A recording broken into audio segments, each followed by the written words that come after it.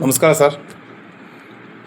ಶ್ರೀನಿವಾಸ್ ಅಂತ police inspector, DCRE west police station. Sir, ಇತ್ತೀಚೆಗೆ ಯಾಕೋ ಮನಸ್ಸಿಗೆ ಭಾಳ ಬೇಸರ ಆಗ್ತದೆ. ಪೊಲೀಸು ಇಲಾಖೆ ಅಲ್ಲಿ ಮತ್ತು ದಲಿತರ ಪರವಾಗಿ ಕೆಲಸ ಮಾಡೋದೇ ದೊಡ್ಡ ತಪ್ಪು ಅನಿಸುತ್ತೆ. ಅದರಲ್ಲೂ ನಾವು ದಲಿತ ಅಂತ ಹೇಳ್ಬಿಟ್ಟು ಸಾಕಷ್ಟು ಕೆಲಸ ಕಾರ್ಯಗಳೆಲ್ಲ ಮಾಡ್ಕೊಂಬರ್ತಾಯಿದ್ದೀವಿ ಸರ್. ಏನು ಅಂತ ಗೊತ್ತಿಲ್ಲ ಸರ್. ಮೊನ್ನೆ ತಾವೇ ಆದೇಶ ಮಾಡಿದ್ದೆ, ಮಾರ್ಚ್ 24ನೇ ತಾರೀಕು ಆದೇಶ ಮಾಡಿ ನನಗೆ ಉಡುಪಿಗೆ ವರ್ಗಾವಣೆ ಮಾಡಿದೆ ಸರ್. ಅದ್ರ ವಿರುದ್ಧ ನಾನು ಮೊನ್ನೆ ಕೆ ಟಿ ಆಡಳಿತ ನ್ಯಾಯಮಂಡಳಿ ನಾಟ್ ರಿಲೀವ್ಡ್ ಅಂತ ಸ್ಟೇ ತೊಗೊಂಡಿದ್ದೀನಿ ಸರ್. ನನಗೆ ಅಧಿಕೃತವಾಗಿ ಇವತ್ತರೆಗೂ DCREಯಿಂದ ಯಾರೂ ಬಿಡುಗಡೆ ಮಾಡಿಲ್ಲ ಸರ್. ಆಯಿತಾ, ಬಿಡುಗಡೆ ಮಾಡಿದೆ ಅಂತ ಹೇಳ್ಬಿಟ್ಟು ಮಾನ್ಯ ಶ್ರೀಯುತರಾದ ಕರಿ ಬಸವನಗೌಡರು SP, ಅವರು DYSP ಹುದ್ದೆ ಮಾತ್ರ ಇರೋದು, SP ಹುದ್ದೆ ಅಲ್ಲ ಸರ್.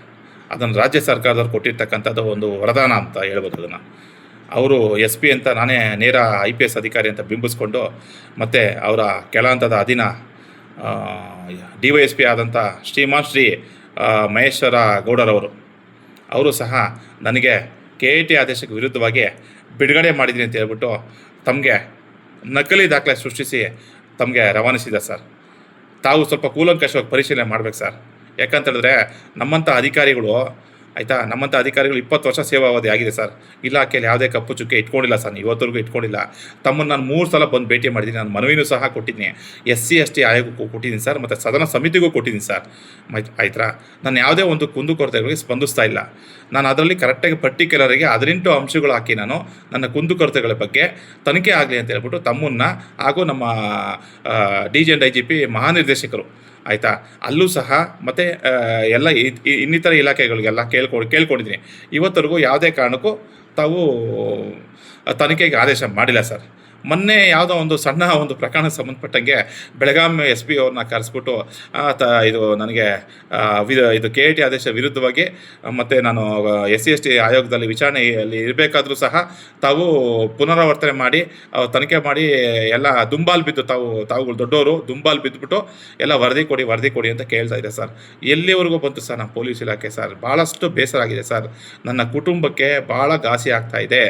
ನಾನು ಏನು ಕೆಲಸ ಮಾಡಿದ್ದೀವಿ ಅಂತ ಹೇಳ್ಬಿಟ್ಟು ಇವತ್ತವರೆಗೂ DCRE ಸೆಲ್ಲಲ್ಲಿ, ಆಯಿತಾ, ಯಾವುದೇ ಒಬ್ಬ ದಲಿತರನ್ನು ಕೇಳ್ಬೋದು, ಆಯಿತಾ. ನಿನ್ನೆವರೆಗೂ ಕರ್ತವ್ಯ ನಿರ್ವಹಿಸ್ಕೊಂಡು ಬರ್ತಾಯಿದ್ದೀನಿ. ಆದರೆ ನನಗೆ ಅಧಿಕೃತವಾಗಿ ಯಾವುದೇ ಒಂದು ಬಿಡುಗಡೆ ಆದೇಶ ತಾವಾಗಲಿ ತಮ್ಮ ಅಧಿಕಾರಿಗಳಾಗಲಿ ಮಾಡಿಲ್ಲ ಸರ್. ಮಾಡಿದ್ದೀನಿ ಅಂತ ಹೇಳಿದ್ರೆ ಅದು ನಕಲಿ ದಾಖಲೆ ಸರ್. ಅದನ್ನೇನು ಹೆಚ್ಚಾಗಿ ಹೇಳಕ್ಕೆ ಹೋಗಲ್ಲ ಸರ್. ಈಗ ನಾನು ನಮ್ಮ ರಾಜ್ಯ ಸರ್ಕಾರ, ಅಹಿಂದ ಸರ್ಕಾರಕ್ಕೆ ನಾನು ತಿಳಿಸೋದೇನೆಂದರೆ, ಆಯಿತಾ, ದಲಿತ ಅಧಿಕಾರಿಗೆ ಕರ್ನಾಟಕ ರಾಜ್ಯ ಸರ್ಕಾರದಲ್ಲಿ ರಕ್ಷಣೆ ಇಲ್ದಂಗಾಗಿದೆ. ಆಯಿತಾ, ನಮ್ಮಲ್ಲಿ ಎಲ್ಲ ಈ ಕರಿ ಬಸವನಗೌಡರು, ಮಹೇಶ್ ಗೌಡರು ಇವ್ರದ್ದೇ ಎಲ್ಲ ಆಗೋಗಿದೆ ಸರ್. ಆಯಿತಾ, ದಯವಿಟ್ಟು ನಾನು ಹೇಳೋದಿಷ್ಟೇ ಸರ್, ತಮಗೆ ಹಿರಿಯ ಅಧಿಕಾರಿಗಳಾಗಿದ್ದೀರಾ, ಆಯಿತಾ, ದೊಡ್ಡವರಾಗಿದ್ದೀರಾ. ನಾನು ಒಂದು 20 ವರ್ಷ ಸೇವಾವಧಿ ಸಲ್ಲಿಸಿದ್ದೀನಿ, ಒಂದೇ ಒಂದು ಕಪ್ಪು ಚುಕ್ಕೆ ಇಲ್ಲದೆ ಕರ್ನಾಟಕದಲ್ಲಿ, ಆಯಿತಾ, ಪೊಲೀಸ್ ಇಲಾಖೆಯಲ್ಲಿ ನಡ್ಕೊಂಡು ಬಂದಿದ್ದೀನಿ, ಪಾರದರ್ಶಕವಾಗಿ ಕೆಲಸ ಮಾಡ್ಕೊಂಡು ಬಂದಿದ್ದೀನಿ. ಆದರೆ ಯಾವುದೇ ಒಂದು ಮುಂದಿನ ಅವಘಡ ಅಂತ ನೋಡಿ ಸರ್, ತಿರುಗ್ತಾ ಇದೆ ತಣ್ಣನೆ ಗಾಳಿ, ಆಯಿತಾ. ಅದು ಯಾವುದೇ ಕಾರಣಕ್ಕೂ ಮುಂದಿನ ಅವಘಡಕ್ಕೆ ತಾವು ಅವಕಾಶ ಮಾಡಿಕೊಡಕ್ಕೆ ಹೋಗ್ಬಿಡಿ ಸರ್. ಏನಾದರೂ ಒಳಸಂಚು ಮಾಡಿ, ಒಳಪಿತವರು ಮಾಡಿ, ಆಯಿತಾ, ನನ್ನ ವಿರುದ್ಧ ಷಡ್ಯಂತ್ರ ಮಾಡ್ತಾಯಿದ್ರೆ ಖಂಡಿತ ಮಾಡೋಕ್ಕೆ ಹೋಗ್ಬಿಡಿ ಸರ್. ಮುಂದಿನ ಯಾವುದೇ ಒಂದು ಪರಿಣಾಮಗಳಿಗೆ ತೀಕ್ಷ್ಣವಾದ ಪರಿಣಾಮಗಳಾಗುತ್ತೆ ಸರ್. ನನ್ನ ದುಃಖ ತಪ್ಪದಿಂದ ಹೇಳ್ತಾ ಇದ್ದೀನಿ, ಆಯಿತಾ. ನೊಂದಿರ್ತಕ್ಕಂಥ ದಲಿತ ಪೊಲೀಸ್ ಅಧಿಕಾರಿ ದುಃಖ ತಪ್ಪದಿಂದ ಹೇಳ್ತಾ ಇದ್ದೀನಿ, ಇಲ್ಲಿಗೆ ತಾವು ನಿಲ್ಲಿಸಿ. ಅಂದರೆ ನಮ್ಮ KT ಆದೇಶ ಮೊನ್ನೆ KT ಆದೇಶ ಬರೋವರೆಗೂ, ಬಂದ ನಂತರ ಸರ್ ನ್ಯಾಯಾಂಗ ಇಲಾಖೆ ನಾನು ತಲೆಬಾಗ್ತೀನಿ, ತಾವು ತಲೆಬಾಗಿ.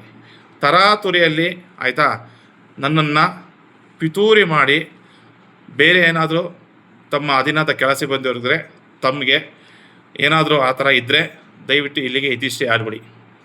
ಇಲ್ಲ ಅಂತ ಹೇಳಿದ್ರೆ ನಾನು ತಮಗೆ ಹೇಳಿದೆ ನೋಡಿ, ತಣ್ಣನೆ ಗಾಳಿ ಬೀಸ್ತಾ ಇದೆ, ಆಯಿತಾ.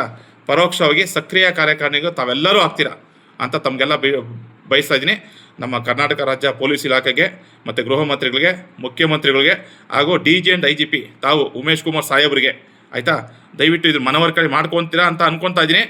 ಯಾವುದೇ ಅವಘಡ ಸಂಭವಿಸಿದ್ರೆ ನೇರ ತಾವೇ ಹೊಣೆಗಾರರು.